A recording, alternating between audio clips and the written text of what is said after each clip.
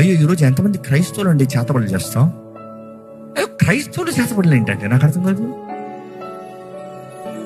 దేవుడు న్యాయం చేయడం నీకు, నువ్వు పగ తీర్చుకోవాలా? దాన్ని నువ్వు చేతబడులు చేస్తావా? ఆటలాడుతున్నావు దెయ్యాలతో. ఊరుకుంటాయా దెయ్యాలు? విడిచిపెడతాయా దెయ్యాలు నిన్ను? నువ్వు డబ్బులు ఇస్తే పని అయిపోతాను అనుకుంటున్నావా? నిన్ను నీ తరాన్ని వెంటాడుతాయి, జాగ్రత్త.